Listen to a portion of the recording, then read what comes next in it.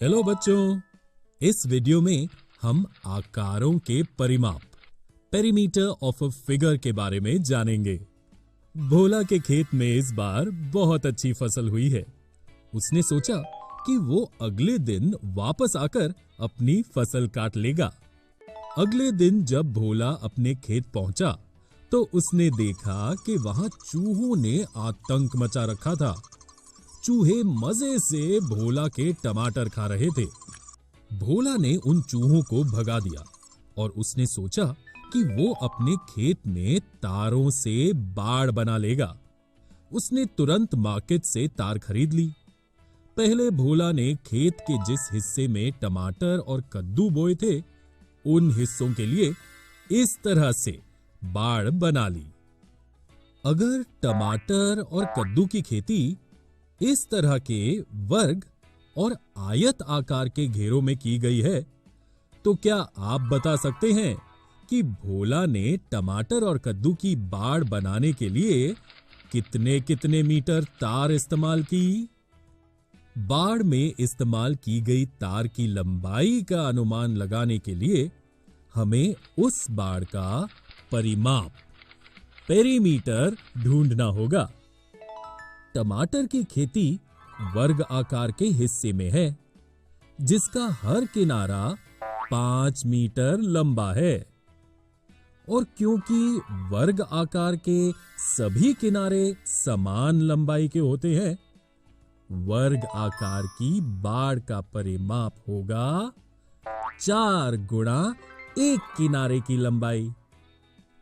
इस तरह भोला ने वर्ग आकार की बाड़ बनाने के लिए 4 गुणा 5 या 20 मीटर लंबी तार का इस्तेमाल किया। आयत आकार की बाड़ की लंबाई 12 मीटर है और चौड़ाई 6 मीटर है, और हर आयत में 2 लंबे किनारे और 2 चौड़े किनारे होते हैं। इस तरह इस आयत आकार की बाड़ का परिमाप होगा 12 और 6 में 12 और 6 जोड़कर 36 मीटर। बच्चों, अगर भोला ने इस आकार के घेरे में गाजर बोई है, तो क्या आप बता सकते हैं कि इस घेरे की बाड़ को बनाने के लिए भोला को कितने मीटर तार का इस्तेमाल करना होगा? आप चाहें तो वीडियो को रोककर इसका हल ढूंढ सकते हैं। ये घेरा त्रिकोण आकार का है, इसलिए इसकी बाड़ का परिमाप ढूंढने के लिए हमें केवल इसके किनारों की लंबाई को जोड़ना होगा। इस तरह इस घेरे की बाड़ के लिए भोला को 6 में 10 और 8 जोड़ या 24 मीटर लंबी तार का इस्तेमाल करना होगा। भोला ने अपने खेत में तारों से बाड़ बना ली और फिर उन चूहों ने भोला को कभी परेशान नहीं किया। बच्चों, इस वीडियो में हमने आकारों के परिमाप पेरीमीटर ऑफ अ फिगर के बारे में जाना। अगले वीडियो में हम कुछ दिलचस्प उदाहरणों द्वारा इसके बारे में और जानेंगे। हेलो बच्चों, पिछले वीडियो में हमने आकारों के परिमाप पेरीमीटर ऑफ अ फिगर के बारे में जाना। इस वीडियो में हम कुछ दिलचस्प उदाहरणों द्वारा इसके बारे में और जानेंगे। बन्नू ने अब साड़ियों के साथ साथ डिजाइनर चद्दर बेचनी शुरू की है। क्यों ना मैं इन चद्दरों के किनारों पर सुंदर लेस लगा लूं? ये सोचकर बन्नू ने मार्केट से 14 मीटर लंबी लेस खरीद ली। मेरे पास जो चद्दर है, उन सभी की लंबाई 5 मीटर है, लेकिन उनकी चौड़ाई अलग अलग है। अब मैं इस 14 मीटर लंबी लेस को इनमें से किस चद्दर पर लगाऊं ताकि कोई लेस बचे या कम ना पड़े? बन्नू ने सोचा। लेस की कुल लंबाई 14 मीटर है, और अगर मुझे इस लेस को चद्दर की सभी किनारों पर लगाना है, तो चद्दर का परिमाप पेरीमीटर लेस की लंबाई के बराबर होगा। चद्दर आयत रेक्टेंगल आकार की है, इसलिए इसका परिमाप होगा लंबाई में चौड़ाई जोड़ और फिर एक बार लंबाई में चौड़ाई जोड़। दूसरे शब्दों में इसका परिमाप होगा 2 गुना लंबाई में 2 गुना चौड़ाई का जोड़। चद्दर की लंबाई है 5 मीटर, इसे मैं यहाँ लंबाई की जगह लिख लेती हूँ।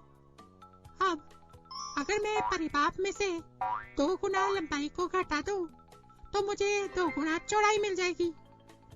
इस तरह 2 गुना चौड़ाई है 14 में से 10 घटाकर 4 मीटर। अरे वाह, चद्दर की चौड़ाई इसका आधा या 2 मीटर है। बन्नों ने झट से उन चद्दर में से 2 मीटर चौड़ाई वाले चद्दर के किनारों पर लेस लगा ली। बन्नों की चद्दर मार्केट में बहुत प्रसिद्ध हो गई।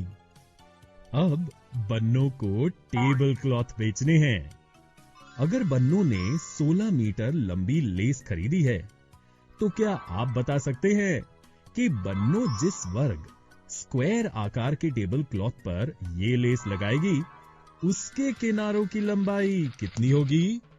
आप चाहे तो वीडियो को रोककर इसका उत्तर ढूंढ सकते हैं। वर्ग आकार के सभी किनारों की लंबाई समान होती है, इसलिए वर्ग आकार का परिमाप ढूंढने के लिए हम उसके किसी भी एक किनारे की लंबाई को 4 से गुणा कर सकते हैं।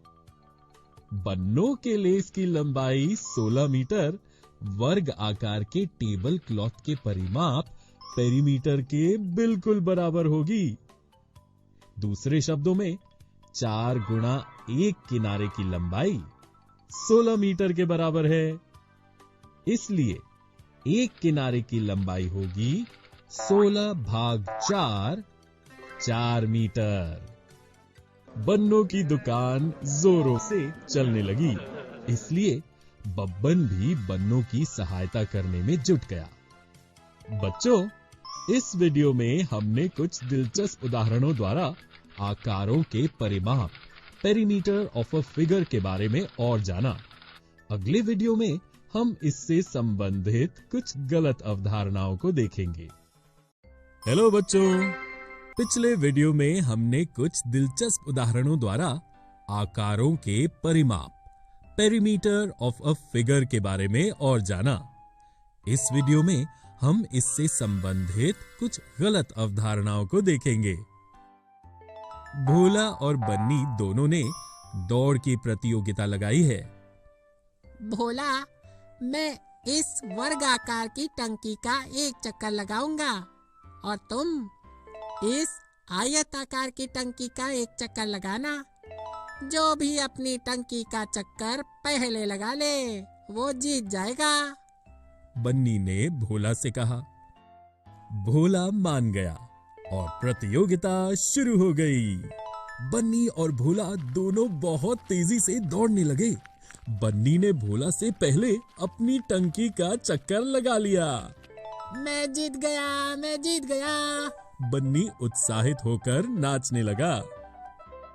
तुम्हारी टंकी वर्ग आकार की थी और मेरी टंकी आयत आकार की थी, और क्योंकि आयत आकार का परिमाप वर्ग आकार के परिमाप से ज्यादा होता है, मैंने तुमसे ज्यादा दूरी तय की, इसलिए मुझे ज्यादा समय लग गया। भोला ने बन्नी से कहा। बन्नी भोला की बात पर हंस पड़ा।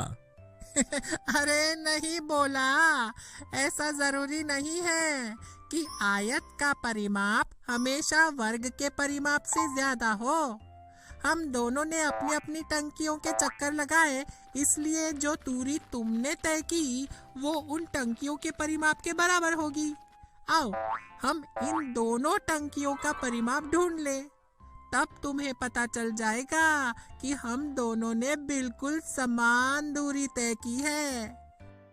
देखो भोला, मेरी वर्ग आकार की टंकी के किनारे का नाप 5 मीटर है, इसलिए वर्ग आकार की टंकी का परिमाप होगा 5 को 4 बार जोड़ या 4 गुणा 5, 20 मीटर। और तुम्हारी आयताकार की टंकी की लंबाई है 6 मीटर और चौड़ाई है 4 मीटर। इसलिए आयताकार की टंकी का परिमाप होगा 6 में 4 में 6 और 4 जोड़ या 20 मीटर। इस तरह इन दोनों टंकियों के परिमाप बिल्कुल समान हैं। दूसरे शब्दों में हम दोनों ने बिल्कुल समान दूरी तय की है। अब तो तुम मान गए कि मैंने प्रतियोगिता जीत ली, हाँ? बन्नी ने भोला से पूछा। हाँ, मैं समझ गया बन्नी। चलो हम तुम्हारी जीत की खुशी में बब्बन के आइसक्रीम स्टॉल पर आइसक्रीम खाने चले। भोला ने बन्नी से कहा और दोनों दोस्त आइसक्रीम खाने चले गए। बच्चों, इस वीडियो में हमने आकारों के परिमाप पेरीमीटर ऑफ अ फिगर से संबंधित कुछ गलत अवधारणाओं को देखा।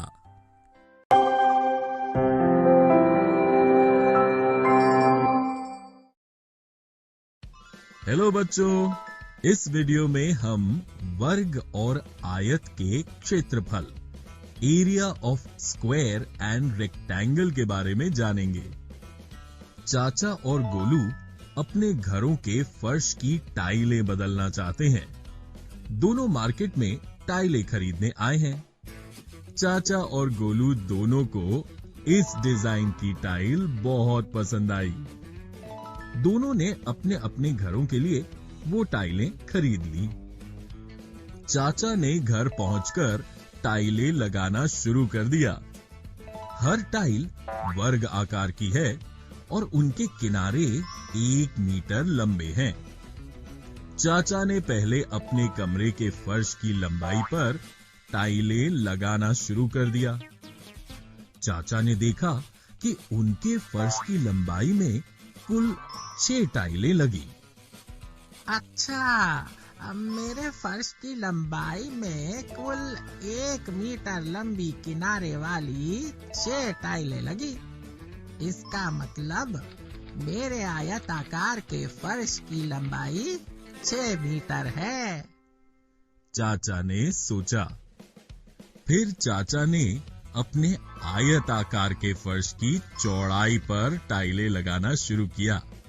चाचा ने अपने फर्श की चौड़ाई पर कुल 4 टाइलें लगाईं। मेरे फर्श की चौड़ाई में कुल 4 1 मीटर के किनारे वाली टाइलें लगी हैं। इसका मतलब मेरे आयताकार के फर्श की चौड़ाई 4 मीटर है। लेकिन मेरे फर्श को पूरी तरह ढकने के लिए मुझे कितनी टाइलें लगेंगी, इसका पता मैं कैसे लगाऊं? मेरे फर्श की लंबाई में 6 वर्गाकार की टाइलें हैं। इसका मतलब ऐसी 6 आड़ी पंक्तियां बनेंगी और फर्श की चौड़ाई में 4 वर्गाकार की टाइलें हैं। इसका मतलब हर आड़ी पंक्ति में 4 टाइलें होंगी। अब तो ये बहुत आसान हो गया। मुझे केवल कुल खड़ी पंक्तियों की संख्या को हर पंक्ति में आने वाले वर्गों की संख्या से गुणा करना होगा और मुझे इस फर्श को ढकने के लिए कुल टाइलों की संख्या का पता चल जाएगा। दूसरे शब्दों में मुझे इस आयताकार के फर्श की लंबाई को उसकी चौड़ाई से गुणा करना होगा। 6 गुणा 4 है 24। मुझे इस आयताकार को ढकने के लिए 24 टाइलें लगेंगी। और मजे की बात तो ये है कि इस आयताकार को पूरी तरह ढकना उसके क्षेत्रफल के बराबर होगा। इसका मतलब इस आयताकार के फर्श का क्षेत्रफल होगा 24 स्क्वायर मीटर। चाचा ने अपने फर्श पर टाइलें लगा ली। आइए देखें गोलू क्या कर रहा है। गोलू का फर्श वर्ग आकार का है, इसलिए उसके फर्श की लंबाई और चौड़ाई बिल्कुल समान है। उसने अपने फर्श की लंबाई में 1 मीटर लंबाई वाली 4 टाइलें इस्तेमाल की हैं। इसका मतलब उसके वर्ग आकार के फर्श के किनारों की लंबाई 4 मीटर है। गोलू को अपने वर्ग आकार के फर्श को ढकने के लिए लगने वाली टाइलों की संख्या का पता लगाने के लिए केवल उसके फर्श के किनारों की लंबाई को गुणा करना होगा। इस तरह गोलू को 4 गुणा 4 या 16 टाइलें चाहिए। दूसरे शब्दों में गोलू के वर्ग आकार के फर्श का क्षेत्रफल 16 स्क्वायर मीटर है। गोलू ने भी अपने फर्श को उन सुंदर टाइलों से ढक लिया। देखिए चाचा और गोलू के फर्श कितने सुंदर नजर आ रहे हैं। बच्चों, इस वीडियो में हमने वर्ग और आयत के क्षेत्रफल, area of square and rectangle के बारे में जाना। अगले वीडियो में हम कुछ दिलचस्प उदाहरणों द्वारा इसके बारे में और जानेंगे। हेलो बच्चों, पिछले वीडियो में हमने वर्ग और आयत के क्षेत्रफल, area of square and rectangle के बारे में जाना। इस वीडियो में हम कुछ दिलचस्प उदाहरणों द्वारा इसके बारे में और जानेंगे। चंदा को अपनी खिड़की में कांच लगवाना है। उसने अपनी आयत आकार की खिड़की में इस तरह से फ्रेम बनवा लिया है और अब वो मार्केट में कांच खरीदने आई है। अरे, मैं कांच खरीदने तो आ गई, लेकिन मुझे कितना बड़ा कांच चाहिए ये पता ही नहीं है। अगर मुझे किसी तरह से कांच का क्षेत्रफल मिल जाए तो मुझे कांच खरीदने में आसानी हो जाएगी, चंदा ने सोचा। ये सोचते सोचते चंदा गग्गू के आईने की दुकान पर पहुंच गई। चंदा, तुम इतनी परेशान क्यों लग रही हो? गग्गू ने चंदा से पूछा। गग्गू, मुझे अपनी आयत आकार की खिड़की में कांच लगवाना है। मुझे अपनी खिड़की में लगे फ्रेम का परिमाप, पेरीमीटर तो याद है और खिड़की की लंबाई भी याद है, लेकिन मैं खिड़की में लगने वाले कांच का क्षेत्रफल नहीं जानती। बस इतनी सी बात, मैं तुम्हारी मदद कर सकता हूँ। देखो चंदा, तुम्हारी खिड़की आयत आकार की है। इसका मतलब हम तुम्हारी खिड़की के परिमाप, पेरीमीटर को 2 गुणा खिड़की की लंबाई में 2 गुणा खिड़की की चौड़ाई को जोड़ इस तरह से लिख सकते हैं। अब बताओ, तुम्हारी खिड़की में लगे फ्रेम का परिमाप कितना है? 12 मीटर। और तुम्हारी खिड़की की लंबाई कितनी है? 5 मीटर। गग्गू ने झट से चंदा की खिड़की के परिमाप और लंबाई को इस तरह से लिख लिया। अब देखो चंदा, हम इस तरह से तुम्हारी खिड़की की चौड़ाई का बड़े आसानी से पता लगा सकते हैं। देखो, तुम्हारी खिड़की की चौड़ाई है 1 मीटर। अब क्योंकि तुम्हारी खिड़की आयताकार की है, हमें तुम्हारी खिड़की में लगने वाले कांच के क्षेत्रफल को ढूंढने के लिए केवल खिड़की की लंबाई को खिड़की की चौड़ाई से गुणा करना होगा। इस तरह तुम्हारे कांच का क्षेत्रफल होगा 5 गुणा 1, 5 स्क्वायर मीटर। चंदा ने गग्गू को धन्यवाद कहा और उसकी दुकान से अपना कांच खरीदकर खुशी खुशी अपने घर लौट गई। बच्चों, अगर चंदा की खिड़की आयत की जगह वर्ग आकार की होती और उसका परिमाप 24 मीटर होता, तब क्या आप चंदा की खिड़की का क्षेत्रफल ढूंढ सकते हैं? आप चाहें तो वीडियो को रोककर इसका हल ढूंढ सकते हैं। जैसा कि हमने पिछले वीडियो में देखा था, क्योंकि वर्ग के सभी किनारे बिल्कुल समान होते हैं, हम वर्ग का परिमाप उसके किसी भी किनारे के नाप को 4 से गुणा करके ढूंढ सकते हैं। इसलिए वर्ग आकार खिड़की का परिमाप उसके किसी भी किनारे के नाप का 4 गुणा होगा। हम इस तरह से खिड़की के किसी भी किनारे के नाप 6 मीटर ढूंढ सकते हैं। हम वर्ग आकार की खिड़की का क्षेत्रफल उसकी लंबाई और चौड़ाई को गुणा करके ढूंढ सकते हैं। लेकिन बच्चों, आपको याद है ना कि एक वर्ग के सभी किनारों का नाप बिल्कुल समान होता है। इसलिए इस वर्गाकार खिड़की की लंबाई और चौड़ाई का नाप बिल्कुल समान 6 मीटर ही होगा।